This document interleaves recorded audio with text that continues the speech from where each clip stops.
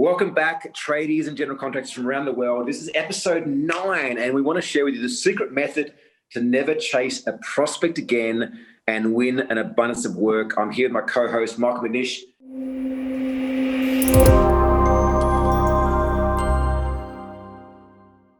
I'm pumped for today's episode. I'm super excited because this strategy is game-changing. Dude, it was a freaking game changer for me. I'll never forget the day that I implemented this in my trades business about, 14 years ago. It changed everything. Yeah, the number of tradies that have implemented this idea have been amazed. Number one, that it's possible.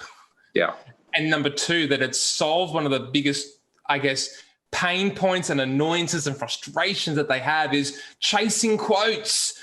You know, all the time, after hours that you're spending putting all these quotes together, and then you're trying to get people on the phone, you're trying to chase them up and they avoid you. Yeah. So some of the common frustrations we see is tie kickers. You know, like you're already busy, you already have a limitation of time going to job for people that were probably never going to work with you in the first place, you know, or people that were only looking to get a job based on price, which are the worst clients to work for, the ones that are just wanting something done on the cheap. And you said too, like, you know, those clients that you actually go through the process, do the quotes, answer their questions, and then they ghost you. They never show up again. And this was a strategy that I don't even remember how I thought about implementing this into my cabinet making business many, many years ago, Michael. But obviously when we met through the Game Changers, you started sharing with our clients. I was like, damn, I used that years ago and it worked an absolute treat. Now, I will preface that there may be some skepticism. You may be like, this won't work for me. This won't work in my industry. Now, I will say that if you are someone that does, say, bigger work tenders, there's a possibility you might not be able to use this. This is probably more so for people working with, I guess, B2C type of marketplaces, correct? It can work in a variety of things. It depends. And I think it'd be worth testing in your business, particularly if you're having an issue with your conversion rate of quote to sale, or you're finding that you're getting price shopped a lot between suppliers. So you're putting a price out there and they're saying, oh, I can get it done cheaper somewhere else. Because this strategy is actually going to position you higher and make you see it as adding more value than every other one of your competitors. Yeah. That's how powerful it is. So it's going to save you a lot of time. Let's get into this strategy. Because this is, the reason I ask you to be open is because it's a psychological shift that it creates in the prospects and the customers' minds, right? It's not about the actual strategy itself and what's there for you. It's about the psychological shift that it creates in the prospect. And it starts to qualify them before you've even shown up to give them a quote. The first thing to potentially change in this strategy is the word quote. And the first thing is shifted to plan, because by changing the language, you're increasing the perceived value of what you're presenting. So do you want a quote or a plan? Now, a plan sounds a lot more valuable than just a quote. So immediately, you're differentiating yourself from every other tradie and general contractor who's just doing quotes. You're doing a plan, right? And the other thing that we do, and this is the secret sauce to this strategy, right, is that you're going to charge for it. You're going to get paid to do a quote. Just let that sink in for a moment. We're telling you that if you charge for doing a quote or the plan, that's going to increase your conversion rate. But you've got to do it the right way. You've got to present it the right way, but that's the first secret sauce of this strategy. I remember the reason I implemented this, I had a kitchen and bathroom manufacturing company, and I would often, it was in Tasmania, in Launceston, and I'll never forget, I had this prospect that was persistent for me going to Deloraine to give them a quote, which is about an hour's drive. And I was like, oh, I don't really used to do work out that far. And they're like, look, you know, we've heard a lot of good things. We're going to work with you, blah, blah. So I went out and quoted them, and they ghosted me. And I was so pissed off at myself because my intuition was like, don't even bother going and quoting it. And I was like, fuck it, you know what? I'm going to start charging for quotes that are outside of a radius of my local area. And, you know, what I found is that people that rocked up, I would charge them and say, look, quote is X amount, but if you go ahead with the job, we'll take that off the price of the job. And what I found is that the ones that I went to quote on, I won every single time that had paid the money. And I started noticing that my conversion rate of the jobs that were outside of my local area was far higher than my local area jobs. And I was like, why is this happening? And the only differentiator of everything was the fact that those people were getting charged and these people weren't. And so I was like, I wonder what would happen if I start charging people in my local area for quotes too. And all of a sudden, lo and behold, my quoting percentage to sales rate went through the roof. And I was like, what the hell has just happened here? Yeah. We implemented this with the bathroom renovation business, and they were having the same problem of people price matching or, saying they can get it cheaper somewhere else, avoiding ghosting, all that stuff. And as soon as I think they charged like $250. Yeah, $250. $247 for the quote or the plan. For the plan. That's right. It's got to be the plan. It changed because now, the thing is that when someone pays you $1, they are now a client. Yeah. They're actually a customer. There's a shift that occurs. Now they're in because they've paid you money.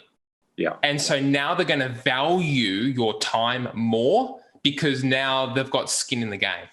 Yeah. But the way that you position it is, and a really good sales strategy here is to give a risk reversal for that. Okay. So you say that, hey, it's going to be X amount of dollars for us to do the plan. We're going to go away. And then you need to sell the value of what you do. Okay. You need to sell the work. Often when you're doing quotes and plans, there's a bit of work involved.